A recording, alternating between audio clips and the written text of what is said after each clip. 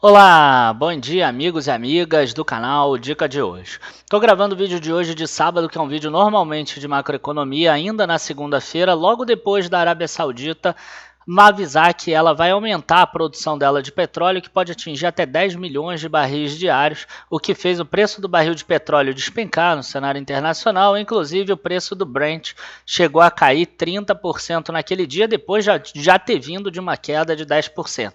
Então ele caiu de um patamar de 60 dólares que estava lá em janeiro para 50 dólares em fevereiro, e agora estava em torno lá de 34, 32 dólares enquanto eu estou gravando esse vídeo de hoje. O que é importante a gente citar nesse vídeo de hoje, qual a ligação que eu vou fazer com a macroeconomia? Eu vou analisar a PetroRio e vou mostrar para vocês como é que um impacto de fora pode ocasionar muitos danos dentro do resultado da própria empresa. Então a gente vai entender por que a PetroRio caiu tanto hoje na segunda, e provavelmente ela deve cair durante a semana toda, embora eu esteja gravando esse vídeo antes. Então curtam já o vídeo, se inscrevam no canal, depois da vinheta a gente já começa.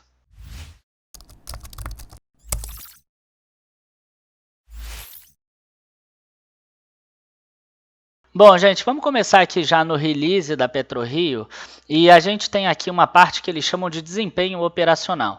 E aí eu quero que vocês fiquem de olho aqui nesse preço médio de venda aqui, ó. Preço médio de venda, quarto trimestre de 2018, ó, 63 dólares. Primeiro trimestre, segundo, terceiro e quarto, mais ou menos próximo aqui entre 62 e 68 dólares. Você vê que 2019 teve uma venda em torno de 64 dólares no total.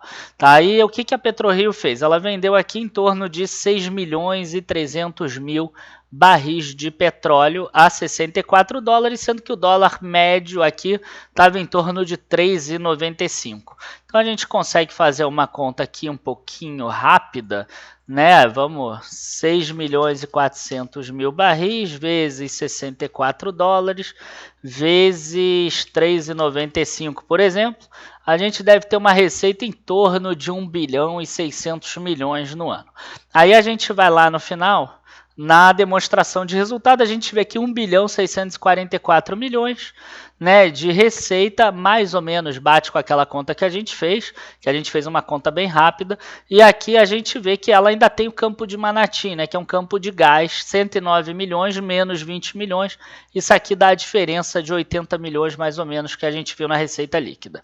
Aí, o que a gente precisa ver quando a gente analisa a PetroRio? A gente precisa ver de onde vem a lucratividade dela, assim como qualquer empresa. E ela vem de barril de petróleo.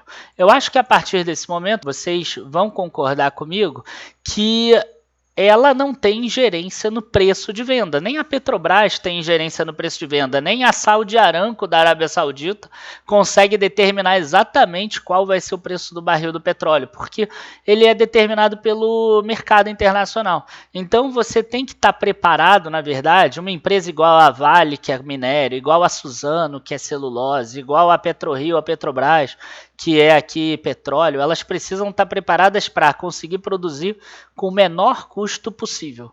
Porque se elas estiverem produzindo com o menor custo possível, elas têm mais chance de se dar bem e nas mais diversas situações. Esse tem que ser o racional desse tipo de empresa.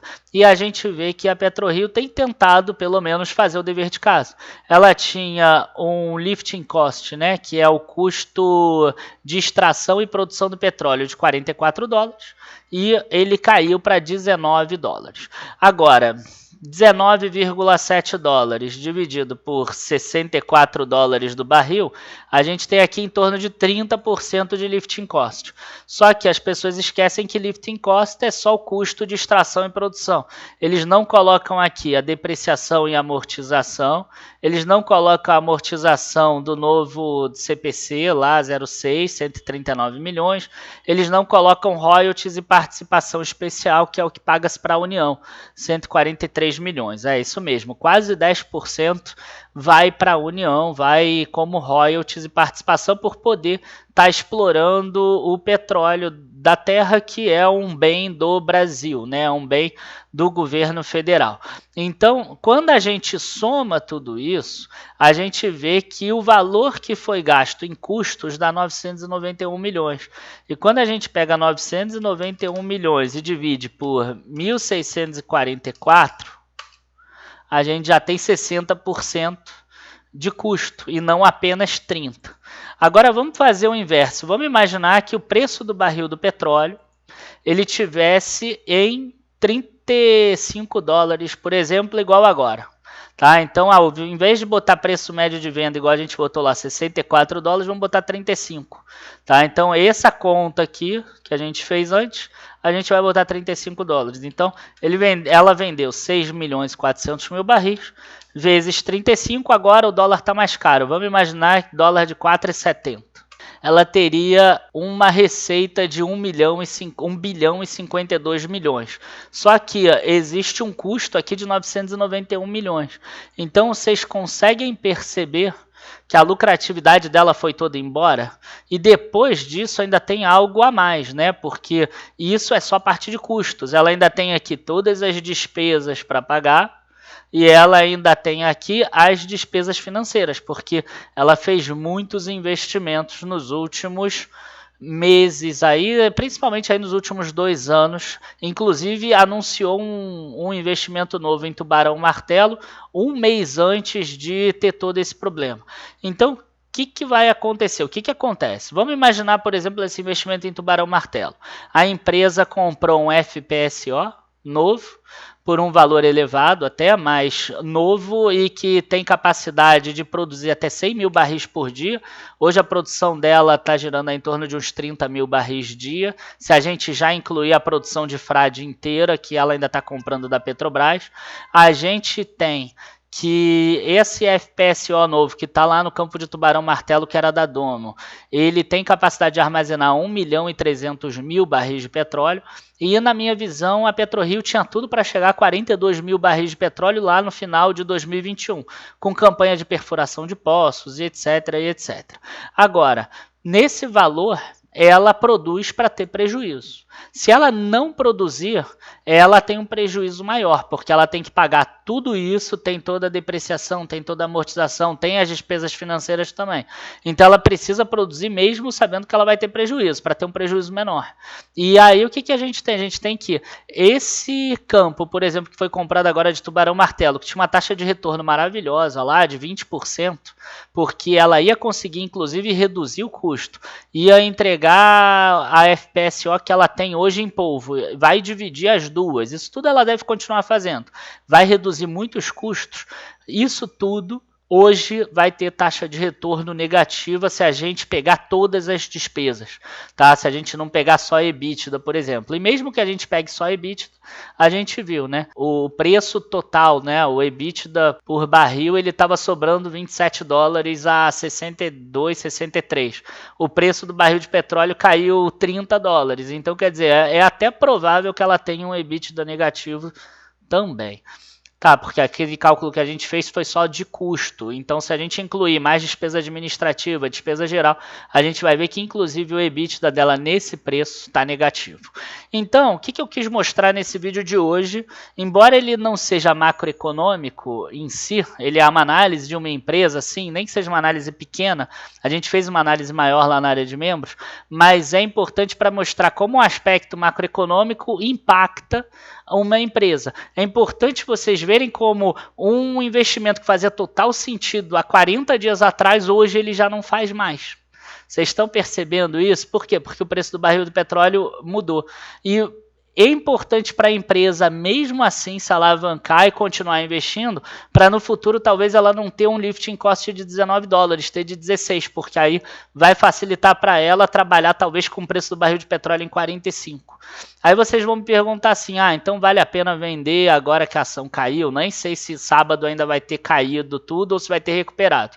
né? A minha visão, né, é a seguinte, que na hora agora você não deve mais vender, porque agora já teve uma queda, pode ter uma queda muito mais forte? Pode. Mas você não deveria vender nesse momento mais, tá? O que a gente sempre mostrou nos nossos relatórios é que você não deve passar de 6% lá de PetroRio. E quando a gente chegava e passava desse patamar, eu vendia 200 ações, E o pessoal se chateava comigo, eu recebia muitos e-mails. Poxa, mas se ela tem um potencial tão grande de crescer, por que vender as ações? Vamos ganhar dinheiro, etc. E a gente mostrava isso, porque a gente via que existia um risco. A gente escreve isso em todos os relatórios. O risco é o preço do barril do petróleo cair. O risco é o preço do barril do petróleo cair.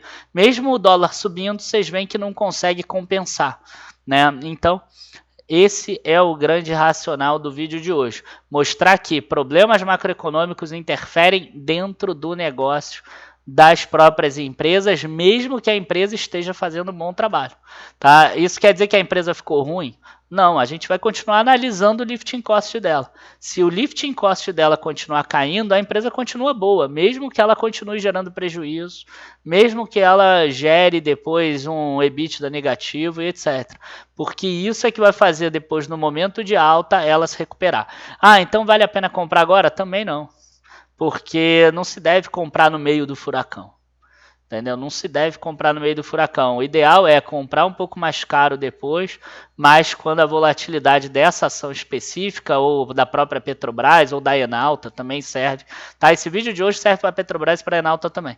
Eles ficarem para baixo. Tá? Eles ficarem, essa volatilidade ficar para baixo. Né? Não é o preço da ação. É quando você vê que a ação não está mais caindo ou subindo, sei lá, 4, 5% ao dia. Ele está subindo e caindo muito mais do que isso, né? Mas quando já tiver aquele sobe 1, cai 2, sobe 2, cai meio, enfim, quando tiver nesse sentido, quando tiver naquela normalidade, aí já pode fazer compras de novo, se ainda fizer sentido, né? A gente não sabe até onde vai cair o preço do barril de petróleo. Pode cair para $20, para $15, né? Mercado, a gente nunca sabe o que vai acontecer. Enfim, comentem lá embaixo também para poderem falar um pouco. E eu espero que vocês tenham gostado. Um modelo um pouco diferente para o vídeo de sábado, mas que eu acho que vai agregar bastante. Não se esqueçam que essa segunda-feira agora eu vou estar lançando o meu curso Geração de Renda 2.0 e dessa vez eu estou recomendando fortemente que as pessoas façam esse curso, porque vocês vão conseguir montar as estratégias que eu vou ensinar da mesma forma que eu montei lá atrás em 2008. Vocês vão conseguir montar as estratégias focadas em rendimento de fundo imobiliário, em rendimento de renda fixa, em rendimento de dividendos, nesse momento que foi o momento de queda da bolsa. Tá? Então quer dizer, quando terminar o curso lá para maio, junho, provavelmente essa volatilidade já acabou. Ela já está bem mais branda, então a gente já vai ter um patamar bom para a gente começar essa carteira e a multiplicação vai ser muito maior. Inclusive, quem já fez, eu tenho recomendado até fazer de novo, porque fazer depois dessa experiência, fazer antes é completamente diferente. Então, eu estou realmente ressaltando, vai ser a única turma desse ano, não deixa de fazer porque é o momento certo e por isso a gente está relançando a nossa única turma e a gente inclusive repaginou ele, colocou 2.0 porque tem vídeos novos, vai ter muito mais lives, vai ter uma interação muito maior, inclusive com o grupo de WhatsApp. Esse lançamento, até para a gente não encher vocês de e-mail, de não sei o que, vai ser feito só num grupo de WhatsApp e Telegram que está aqui embaixo no link da descrição. Então, se você quiser receber mensagens, notificações, qualquer informação sobre o grupo, se tiver dúvidas sobre esse curso, você entre ali no grupo, tá? Não escreve aqui nos comentários. Entra no grupo e pergunta dentro do grupo. Abraço a todos e até a próxima. Bons investimentos. Tchau, tchau.